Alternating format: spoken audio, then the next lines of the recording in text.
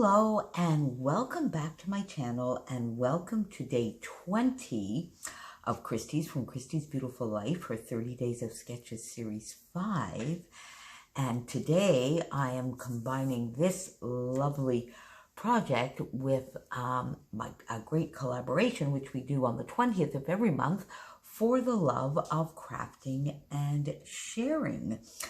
And so in the description box down below, you're going to see tons and tons of links. Now, the first part of links are going to be to the 30 Days of Sketches, our lovely ladies, Christy and Crystal and Daisy and Shannon and Jennifer over on Instagram, and any guests that we might have today. And then the second part will be links to all of my lovely friends participating in the For Love of Crafting and Sharing, who won't be using this sketch. It's a different collaboration where we have a theme every month, and this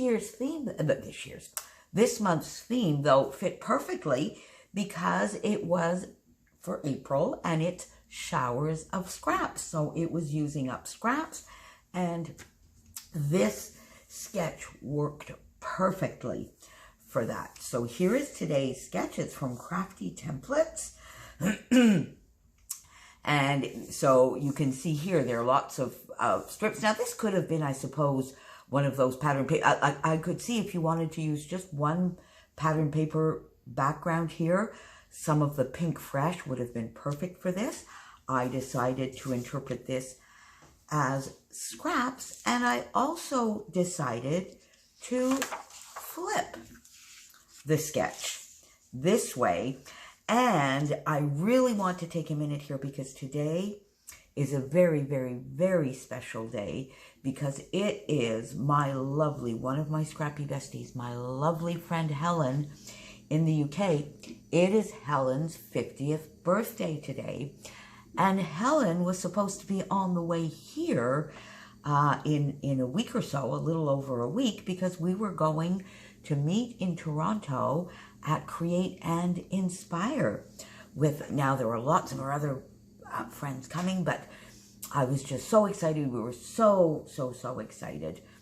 And well, it is not to be for this year, so we are going to have to find a way to meet up and have Helen come to Canada next year. Hint, Create and Inspire 2021 edition. Not that anybody's actually watching this, but I also felt this was a perfect layout for Helen for your birthday, because look, with just these two little bits, I got corner and sides filled up. So my little tiny nod to you on your lovely, lovely birthday, my friend.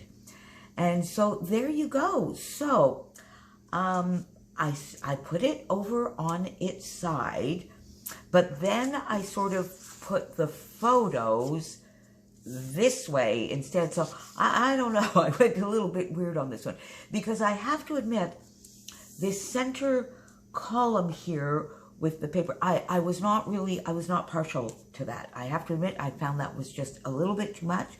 I didn't find I had enough room to put that in without taking away from the two sort of triangles here that I created. My photos are obviously a lot bigger, so perhaps if I had used the 3x4 photos, because I guess I did sort of stagger them a little bit this way, but this is quite a large square and this is closer to a 4x6, so my photos are a lot bigger, and that's probably one of the reasons. But I do like that my photos are big enough to just slightly overlap these two lovely areas. So I got this pattern paper out, and I've sacrificed, oh my gosh, oh my heart, I sacrificed this lovely, lovely wreath. So there we go. Now, let me just get a little bit of glue here. Well now, how did I not get that heart in there? Let me put that there for you while we speak and get that lovely heart. There we go. So I use this beautiful paper from Cocoa Vanilla, and it's sort of a little bit of an ombre / marble type paper. So I did not do any mixed media, no splattering. I wanted it sort of nice and clean. I did a little bit of a Christina trick here where I backed my photos, both of the photos, on a very thin border of white and then a very thin border of black. And I think that really, really, really makes them pop. This photo is flat to the page. This is mounted up on foam. All of these lovely strips, you've seen much of this paper on layouts leading up to today. These are scraps from my How to Kill a Kit with Style of April, the Cocoa Vanilla, some Stampin' Up, the Vicky Boutin. This I'm not even quite sure where that comes from. Cocoa Vanilla here as well. Cocoa Vanilla, this one is from the Midnight. So there you go. And I just sort of did a little bit of paper piecing here. And I did it a little bit different because I guess what they had done here was just one strip that was cut in sort of a big chevron. I used strips and then pieced them to make my sort of, I guess, is it a little bit of patchwork or quilt work? Anyway, I love the way that came out, and I love the way they are here on the two sides.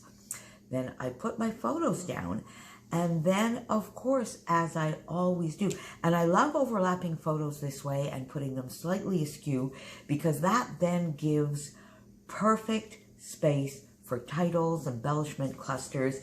You see here, there was quite a large space here, like a little bit of a step, so it was perfect to do this little cluster, this little floral cluster.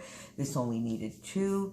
This one is flat to the page. This is mounted on foam, and then where that created a little divot, I put the heart. Now you see here, here's another one, Colleen. Now if I had not put the heart, we could have put some 3 lovely little enamel dots right in here, or Nouveau drops or sequins would have fit perfectly. Then of course the same type of thing happened down here where I have this lovely spot, and this turned out to be perfect for my title. And I used these that were in my kit from Pink Fresh, the office hours, and they are lovely. Now they can be quite scripty, and some are very, very big. So if you look at the T here, how big that is, and then if you look at the C, how tiny that is. So they are a little bit challenging. And I have to admit that I did do in some areas a little bit of cutting. So let me show you here. If you see the R, here, how that really, really comes out. So here, I cut that down a little bit. The O's I cut a little bit. The H, though, I left. So honors, because these are photos of my grandnieces, the eldest, her high school graduation last year, where she graduated with honors. And then I just put a lovely little arrow. Oh my goodness me, I could not think of that word, with a little banner at the end. I'm sorry, I'm doing this very, very early in the morning before leaving for work, so my brain is clearly not too clear. So there we go. So don't forget, honors. And then because I had these lovely 2 little clusters, I did want a little bit of my little triangle, so I just went over here with a little banner, Life is Good, a little butterfly as she got her wings and off to college. And they are mounted on foam. And this is the school and the year. So there you go. That is my layout. I kind of love it. What do you guys think? I mean, I know it is a little different, and it's maybe missing sort of a fairly large part of the sketch here with these backgrounds, and my clustering is different, but I still think you can see it.